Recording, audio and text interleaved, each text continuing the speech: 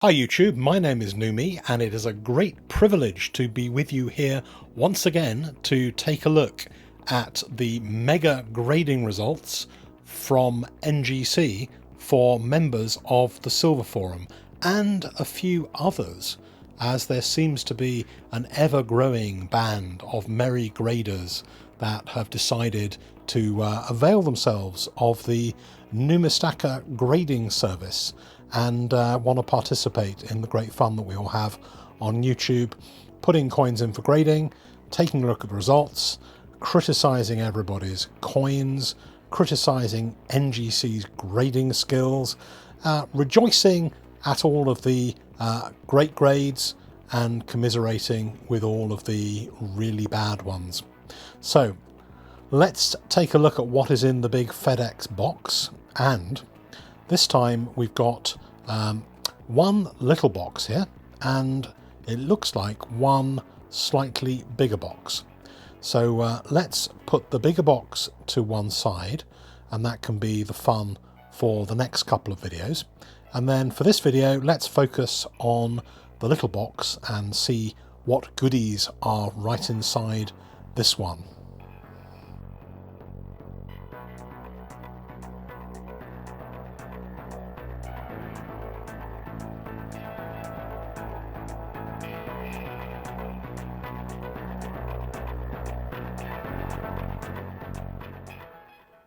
So the first one that we've got is the one that celebrates the anniversary of the death of Queen Victoria, the 100th anniversary of the death of Queen Victoria. It's really, really nice. I like this when it went in for grading, and I like it even more now it's been conserved and it's in a slab. It got a 69, which is a pretty good grade. They can't all get a 70, but it's really nice. About 40 grams of fine gold in that one. And this one, the Isle of Man Acquisition Bicentennial, I was kind of hoping this really, really nice big gold coin would have graded a bit better. It got a 64, you know, not a stunning result, but it's a very pretty coin, and I think that it should do fine. It's not something you see every day, so it's not one of those coins that people are going to be saying, should I have the PF64 or the PF65, which one's better, because probably there isn't going to be another one on sale at the same time. Then we've got some more of these Rhodesian coins, and this one got a 66, which is quite a nice result for this coin. I think these don't tend to grade incredibly highly. There's one of those coins that have been hanging around for many, many, many years. You know, 50 years in a box. They come in a kind of red box, and they get a little bit of kind of wear and tear from the fabric inside the box. The £1 one did very, very well. 69 cameo. It's very good. I haven't checked the census, but any of you guys might want to check that. This is probably one of the best graded ones. Might even be the best graded. I can't imagine there's any 70s that have been graded in that, but I will check it out, and I'll try and remember to add a note as a title to the video before it goes out. The 66 Rhodesia 10 shillings did pretty well as well. 67 is a really good grade for this coin, so it's a shame the bigger one didn't do a little bit better, but the little ones certainly did really, really well, and pleased with those. This 1989 proof sovereign, there was a set of these that went in for grading. This one got a 69, the double sovereign. I still maintain the double sovereign is probably the pick of the bunch. It's a really nice big coin, lots of gold to look at, and it's very good value compared to the sovereign that is actually pretty, not necessarily overpriced, but it's an expensive coin, even though the mintage is actually quite high. The sovereign, unfortunately, in this set didn't do particularly well. So if you are buying one of these sets raw, it pays dividends, I think, to actually take a really close look, particularly at the sovereign. The sovereign is where a lot of the value is, so always inspect the sovereign for little micro scratches and handling marks, and this one was conserved, but even the conservation on it didn't really help very much.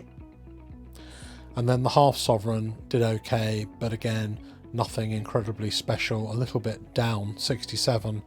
A lot of these coins seem to have been graded fairly low. If you look at the census, the grades are spread right the way across, with only very, very few of them getting top grades.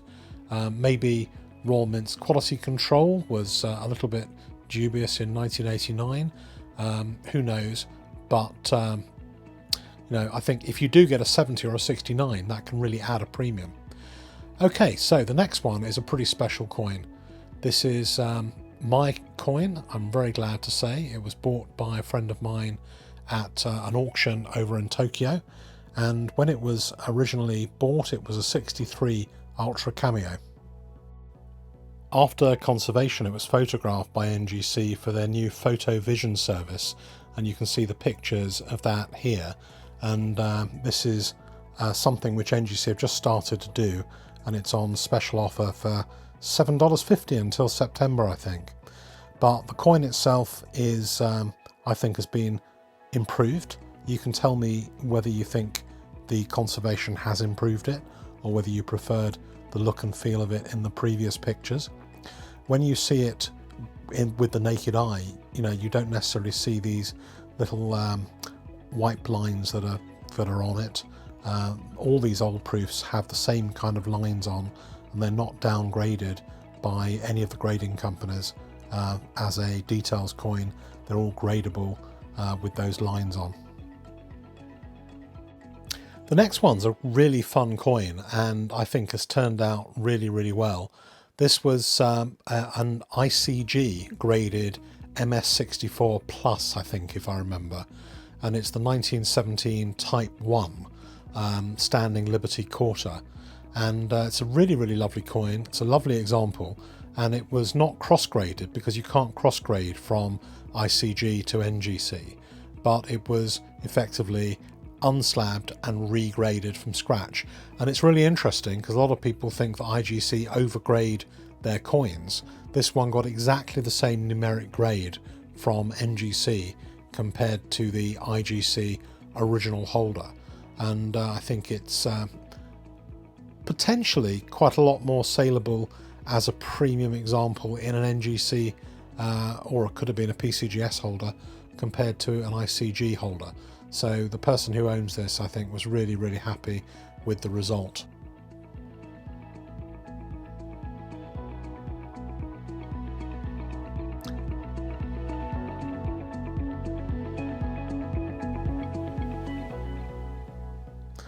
Okay, so the last couple of coins we've got are, they actually went in as PF70, one of the first 75 struck sovereigns, and they were reholdered with the pedigree of the Regal collection, which you've seen before in some of my videos.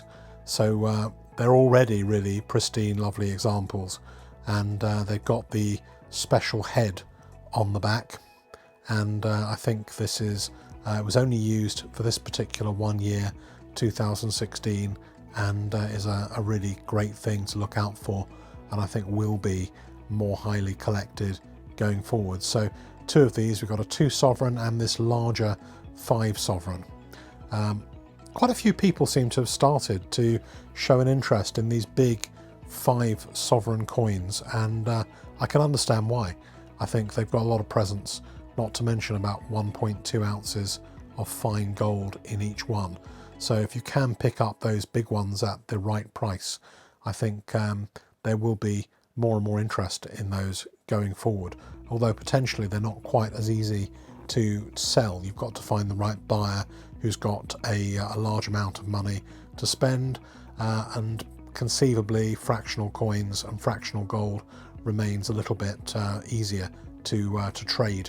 So before I leave you, I can't quite resist not giving you another glimpse of this 1893 proof sovereign. I hope you enjoyed the video, and I look forward to showing you mega results, box number 2 and box number 3.